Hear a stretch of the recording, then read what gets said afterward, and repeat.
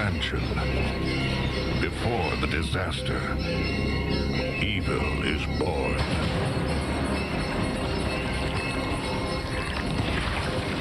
The beginning of the nightmare. Resident Evil 0, exclusively for Nintendo GameCube, rated M for mature.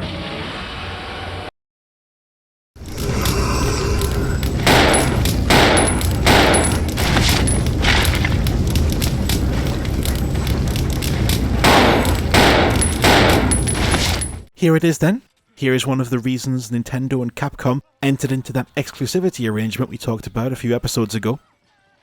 Nintendo wanted the GameCube to appeal to more mature gamers that had grown up with PlayStations, and the Resident Evil franchise seemed like a good way to do that. So the GameCube would have exclusive re-releases of Resident Evil 2 and 3, plus the remake of the original, and this, the prequel story to the 1998 jaunt in the Spencer Mansion. It began as a simple investigation of some bizarre murders in the suburbs of Raccoon City. Nothing in our training could ever have prepared us for the nightmare that ensued. Zero specifically had a fairly long and complex development history, going back to the Nintendo 64, which explains why it doesn't feel entirely like the Resident Evil remake. As they were released in the same year, you would expect them to feel and play almost identically, but Zero is obviously older, more in keeping with the original numbered series in the previous generation, albeit with lovely visuals and a load of gorgeous CGI cutscenes.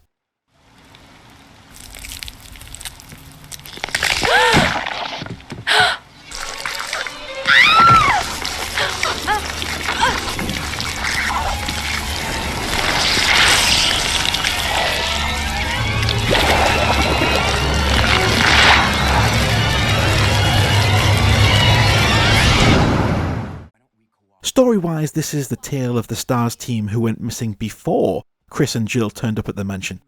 So we join protagonists Rebecca and Billy, the latter of which is not a STARS team member but an escaped prisoner who has the expected tragic backstory, didn't really do nothing gov, etc.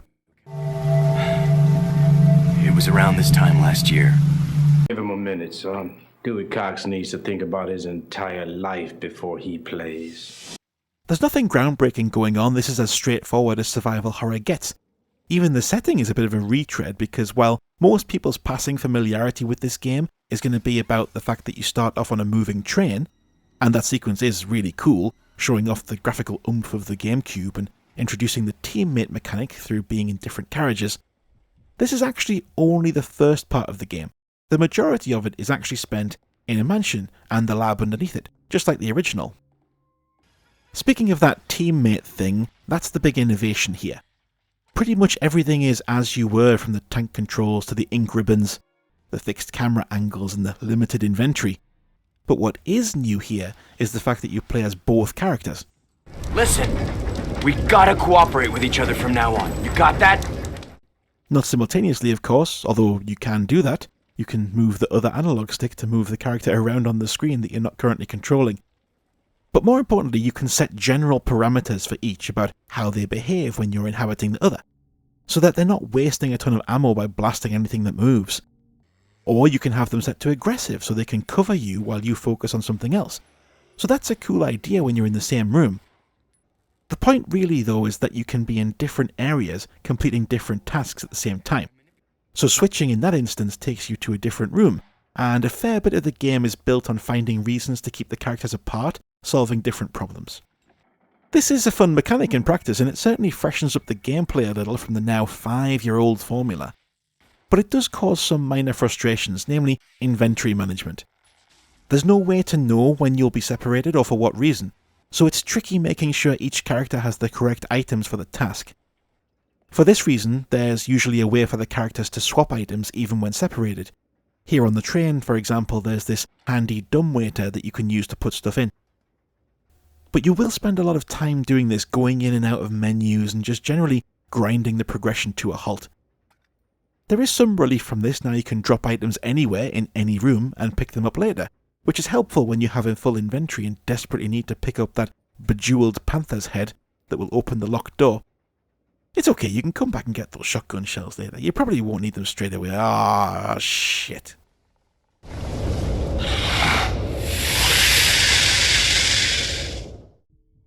What I liked about this one was that it felt a bit more straightforward, certainly than Resident Evil 1, or the remake. This might just be my perception, but I didn't get as lost in Zero, and I wasn't as worried about backing myself into a corner and saving the game in a no-win situation. I'm not sure if it's as simple as the game being easier, but there is less confusing backtracking, even in the mansion sections. The way forward is a bit more apparent, and that forward progression rarely feels like an unachievable mystery. This is likely why it was one of the only Resident Evil games I played to completion. It was only this one, Resident Evil 2, and the forthcoming Resident Evil 4, which we'll get to. It is possible that this was helped by my playing through it with a friend. I probably would have been too scared to get there on my own, to be fair. I mean, these leeches. Ugh.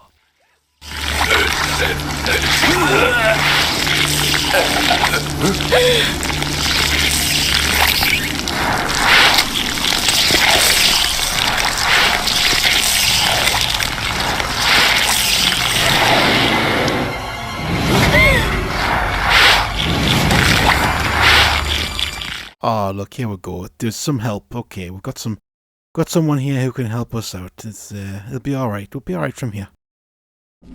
I never saw him again. Oh, okay.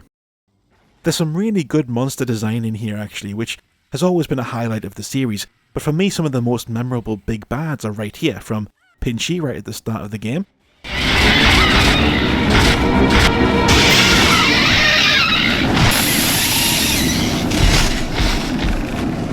No more pain where you are now, boy.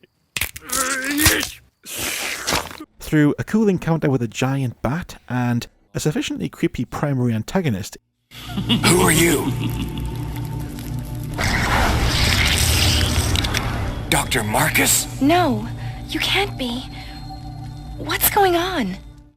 Looking back at it, we weren't far away from Resi 4 here, and the sheer density of puzzles thrown at you does make it feel slow. But I wonder how much of that is just being used to a more action-oriented experience in later titles. It does feel very slow though, like you've just opened a new section of the map and you're immediately halted by having to do an entire episode of Countdown. 18 letters. I've never seen so many. So yes, it's another Resident Evil. No, there's nothing as groundbreaking as what Part 4 would be very soon, and it does creak a bit under the aging mechanics, but it's gorgeous and creepy and a solid survival horror adventure that, in my opinion, doesn't get the credit it deserves because of its proximity to Remake and 4. If you've not played this, you should try the HD version on Steam. Hang on, wait a minute, Billy, just be careful. I think I can smell gas. I just don't... But Billy, no!